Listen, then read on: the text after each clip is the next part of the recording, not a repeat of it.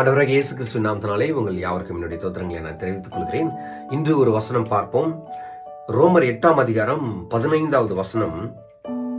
அந்தபடி திரும்பவும் பயப்படுகிறதற்கு நீங்கள் அடிமைத்தனத்தின் ஆவியை பெறாமல் அப்பா பிதாவே என்று கூப்பிட பண்ணுகிற புத்திர சுவிகாரத்தின் ஆவியை பெற்றிருக்கிறீர்கள்.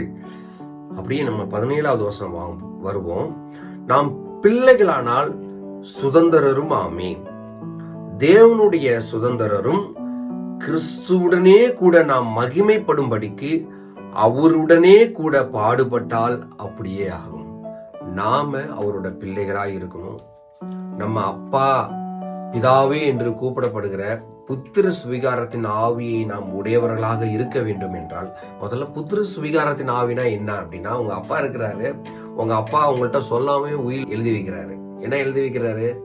என் பிள்ளைக்கு நான் தான் தகப்பனா இருக்கேன், என் பிள்ளை எனக்கு உண்டான எல்லாவற்றையும் அனுபவிக்கிறதுக்கும் எனக்கு அப்புறம் எல்லா உரிமைகளையும் அவர் எடுத்துக்கொள்வதற்கும் நான் ஒரு விஷயத்த அவருக்காக நான் சொல்றேன். அதான் புத்திர சுவிகாரத்தின் ஆவி. அதாவது ஏசப்பா நம்மளுக்காக எல்லாத்தையும் கொடுத்திருக்கிறாரு. என்ன கொடுத்திருக்கிறாரு? சுதந்திரம் என்ற ஒரு விஷயத்த கொடுத்திருக்கிறாரு. அப்ப அவரு கொடுத்த சுதந்திரத்துல நம்ம எப்படி இருக்கோம் அப்படின்னா, நம்மளுக்கு ஒரு சுதந்திரம். இப்ப சாதாரணமா சிம்பிளா உங்களுக்கு சொல்றேன், ஒரு மொபைல் போன் இருக்கு. இந்த மொபைல் போன் எதுக்காக படைக்கப்பட்டிருக்கு? மனுஷனால உருவாக்கப்பட்ட ஒண்ணு.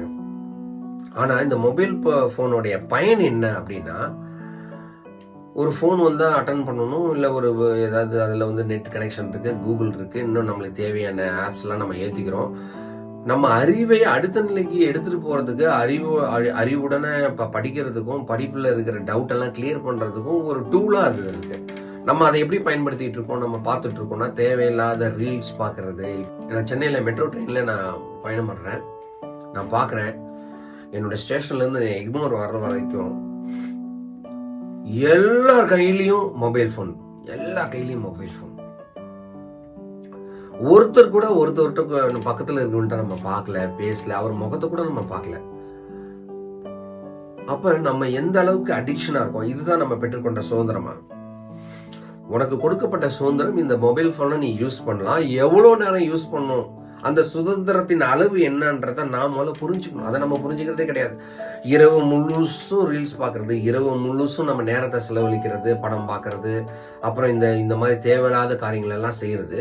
காலையில பகல் ஃபுல்லா தூங்குறது, நேரத்துக்கு எந்திரிக்க இருக்கிறது. அப்ப நேரத்துக்கு எந்திரிக்கணும்ன்றது ஒரு சுதந்திரம் தானே. நீங்க பெற்றுக்கொண்ட சுதந்திரம் காலையில 6 மணிக்கு எந்திரிக்கணும், 5 மணிக்கு எந்திரிக்கணும், உங்களை படைத்தவரை நீங்க தொழணும், அவருக்கு நன்றி சொல்லணும். இந்த மாதிரியான சுதந்திரம் எங்க போச்சு? உங்க அப்பா உங்களுக்கு உயிர் எழுதி வைப்பாரு, எல்லாமே பண்ணுவாரு, கெட்ட குமாரன் ஊதாரித்தனமா போய் ஊரு சுத்தி எல்லாத்தையும் காலி பண்ணிட்டு வந்தானே. இதுதான் நீங்க பெற்றுக்கொண்ட சுதந்திரமா? அப்ப நம்ம என்ன சுதந்திரத்துல வளர்க்கப்பட்டிருக்கோம், நம்ம என்ன சுதந்திரம் இருக்கு? ஒருத்தவங்கள்ட்ட ஒரு விஷயத்த நம்ம பேசுறோம் அப்படின்னா நம்மளுக்குன்னு ஒரு லிமிட் இருக்கு. அதுதான் நம்ம பெற்றுக்கிட்ட சுதந்திரம். சுதந்திரத்தை தாண்டி நம்ம அவங்கள பத்தியோ இல்ல அவங்கள டேமேஜ் பண்றது மாதிரி ஒரு விஷயத்த நம்ம செய்யறோம் அப்படின்னா, அப்ப நம்ம என்ன சுதந்திரத்தை நம்ம பேணி காத்துட்டு இருக்கோம்? பிதாவானவர் நம்மளுக்கு அப்பா பிதாவே என்று அழைக்கப்படுகிற புத்திர சுவிகாரத்தின் ஆவியை நம்ம பெற்றிருக்கோம், கொடுத்திருக்கிறாரு, டிக்ளேர்டு. அப்ப அவர் கொடுத்த அந்த புத்திர சுவிகாரத்தின் ஆவியை நம்ம பெற்றுக்கொண்டவர்களா இருந்தா, என் பிதா எப்படி நடந்தாரோ அதே மாதிரிதான் என்னால நடக்க முடியும். ஒன்னு சொல்றது ஒன்னும் செய்யறது ஒன்னும் அப்படிலாம் இருக்காது. நான் பெற்றுக்கொண்ட சுதந்திரம் காலையில 5 மணிக்கு எந்திரிக்கணும், 6 மணிக்கு எந்திரிக்கணும். பிள்ளைகள் படிக்கணும்னா படிக்கணும். கணவன் தன் மனைவிக்கு செய்ய வேண்டிய பணிவிடை என்னவோ அதை செய்யணும். மனைவி தன் புருஷனுக்கு செய்ய வேண்டிய பணிவிடை என்னவோ அதை செய்யணும். பிள்ளைகள் அப்பாவுக்கு செய்ய வேண்டிய பணிவிடை என்னவோ அதை செய்யணும். அப்பா அம்மா பிள்ளைகளுக்கு செய்ய வேண்டிய பணிவிடை என்னவோ அதை செய்யணும். இதுதான் நம்ம பெற்றுக்கொண்ட சுதந்திரம். பிதாவானவராகவே இருக்கிறார். அவர் படைத்த படைப்புகள் எல்லாமே அவருக்கு பிள்ளைகள் தான். நம்ம எல்லாருமே அவருடைய பிள்ளைகள் தான். அப்படி நம்ம அவருடைய பிள்ளைகளா இருக்கும் பட்சத்தில் நம்ம எப்படி இருக்கணும்னா, நம்ம பெற்றுக்கொண்ட சுதந்திரத்தை சரியாக நம்ம பயன்படுத்தணும். நம்மளுக்கு இப்ப ஒண்ணும் இல்லை, படிக்கணும் அப்படின்னு சொல்றோம்னு வச்சுங்களேன். இதுக்காக ஃபீஸ் கட்டியிருக்கோம், இதுக்காக நம்ம நிறைய அதுக்காக பிரயாசப்பட்டிருக்கோம், சீட்டு கூட கிடைச்சிருக்காது, பெரிய ஸ்கூல்ல பிள்ளைங்களை சேர்க்கிறோம். ஆனாலும் அந்த பிள்ளைகள் பெற்றுக்கொண்ட சுதந்திரத்தை சரியா படிக்கிறாங்களா அப்படின்னா கேள்விக்குறியா இருக்கிறது. 8 மணிக்கு 9 மணிக்குள்ள வீட்டுக்குள்ள வரணும் அப்படின்றது நம்மளுக்கு கொடுக்கப்பட்ட சுதந்திரம். அந்த சுதந்திரத்தை நம்ம என்ன பண்றோம்னா, நம்ம வந்து இஷ்டத்துக்கு ஊரெல்லாம் சுத்திட்டு நம்ம 12 மணிக்கு 1 மணிக்கு வீட்டுக்கு வர்றது. இப்ப வந்து ஒரு இத்தனை மணிக்குள்ள நம்ம ஆலயத்துக்கு போகணும் அப்படின்னா இது சுதந்திரம். யாருமே உங்களை கம்பல் பண்றது கிடையாது. இத்தனை மணிக்கு வந்துடணும் அப்படின்லாம் கம்பல் பண்றது கிடையாது. நம்மளுக்கு ஒரு டைம் ஃபாலோ பண்ணியிருக்காங்கன்னா 8 மணிக்கு நீங்க வரணும்னா எல்லாருமே 8 மணிக்கு வரணும். நம்ம வர்றதே கிடையாது. நம்ம என்ன பண்ணிடுவோம், எல்லா வேலையும் முடிச்சுட்டு 9, 10 மணிக்கு சர்ச்சு முடிய நேரத்துல வந்து உட்கார்றது. சுதந்திரம்னா என்னன்னா யாரும் உங்களே கொஸ்டின் பண்ண மாட்டாங்க. அதுதான் நீங்க பெற்றுக்கொண்ட சுதந்திரம். அப்ப கொஸ்டின் பண்ணாதபடி நீங்க நடக்கிறீங்க அப்படின்னா நீங்க வந்து பெற்றுக்கொண்ட சுதந்திரத்தை சரியா நீங்க காப்பாற்றுறீங்கன்னு அர்த்தம். நீங்க ஆண்டவருக்குள்ள இருக்கீங்கன்னு அர்த்தம்.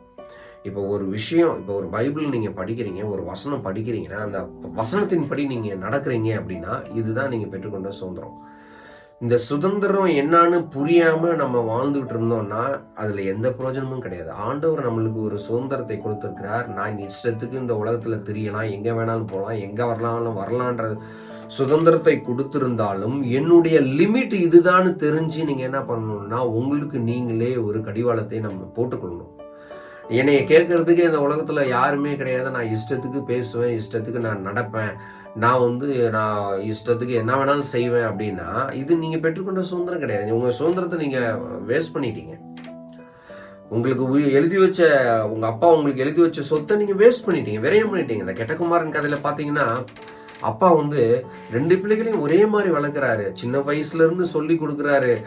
கிறிஸ்துவின் அன்பை பத்தியும் கலாச்சாரத்தை பத்தியும் ஒழுங்கை பத்தியும் எல்லாம் சொல்லி கொடுத்து வளர்க்குறாரு. ஆனா இந்த கெட்டகுமாரன் என்ன பண்றான், எனக்கு வேண்டிய சொத்தை எனக்கு கொடுங்க, நான் ஒரு சுதந்திரவாளியா நான் இந்த ஊரை நான் சுத்தி பார்க்க போறேன், நான் என் இஷ்டத்துக்கு நான் செலவு பண்ண போறேன் அப்படின்னு சொல்லிட்டு என்ன பண்றான், அந்த சொத்தில் சரி பகுதியே அவர் வந்து பிரிச்சுட்டு அவர் ஊருக்கு போறாரு.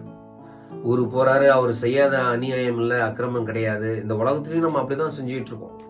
நம்ம என்ன செஞ்சுட்டு இருக்கோம்னா இந்த ஷேரை வாங்கிட்டு நம்ம இஷ்டத்துக்கு நம்ம ஏதாவது செய்யணும்னு நினைச்சிட்டு என்ன பண்றோம், ஊருக்கு போறோம். ஆண்டவர் கொடுத்த அறிவின்படி நம்ம செயல்படுறோம்னா இல்லை. ஏன்னா நம்மளுக்கு தான் சுதந்திரம் ஆயிட்டோமே, நம்மளுக்கு தான் கையில காசு இருக்கே, நம்ம என்ன வேணாலும் செய்யலாமே, எதை வேணாலும் வாங்கலாமே.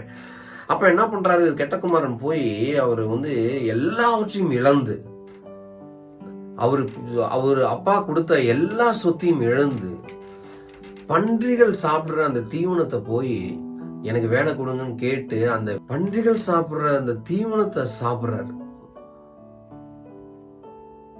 ஆனா என் புள்ள போயிட்டானேன்னு அப்பா வந்து என்ன பண்றாரு, அங்க நின்றுட்டு ஒவ்வொரு நாளும் நின்று வேடிக்கை பாக்குறாரு. என் புள்ள வருவானா, ஸ்ட்ரீட் ரோடு அந்த ஓரத்துல நின்று பார்த்துட்டே இருக்க, என் புள்ள வருவானா என்கிட்ட வந்துருவானா.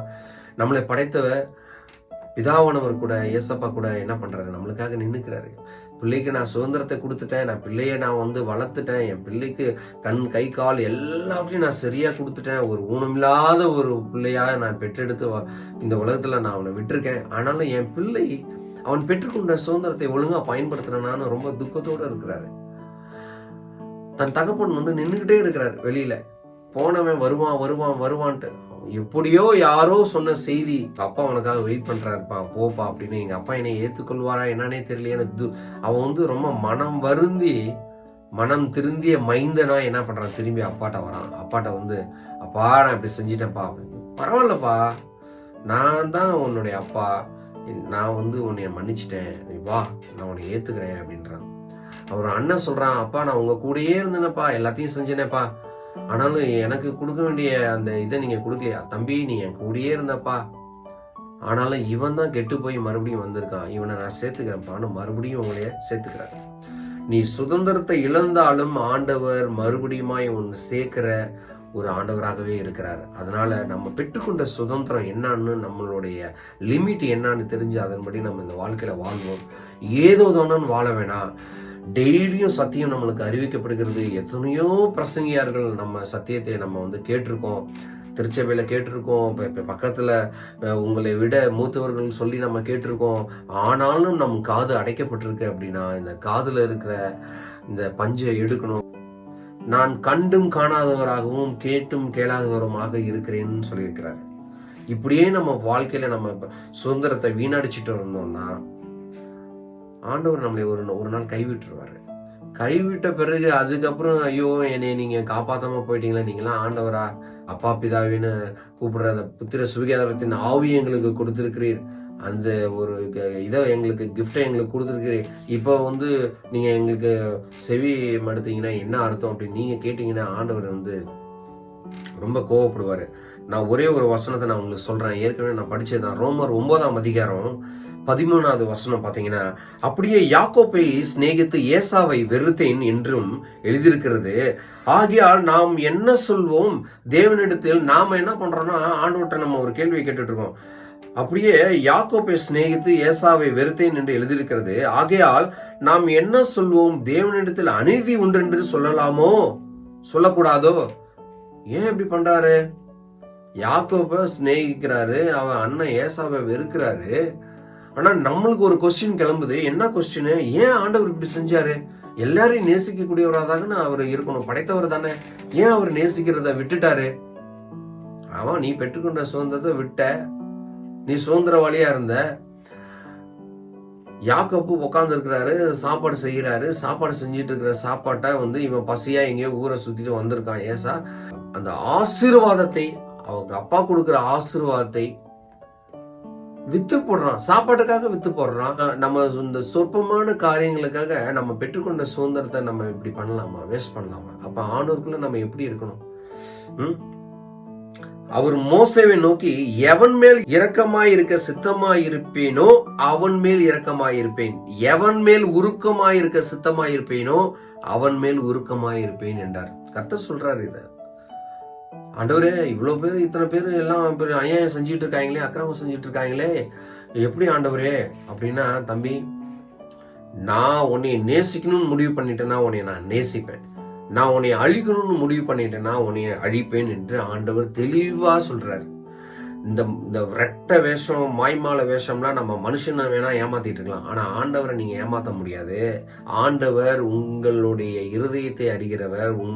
நீங்க தாயின் கருவிலை உருவாகுக்கு முன்னாயே உங்களை அறிந்த தேவன். அவர் சொல்றாரு மோசையை நோக்கி, எவன் மேல் இரக்கமாயிருக்க சித்தமாயிருப்பேனோ அவன் மேல் இரக்கமாயிருப்பேன், எவன் மேல் உருக்கமாயிருக்க சித்தமாயிருப்பேனோ அவன் மேல் உருக்கமாயிருப்பேன்.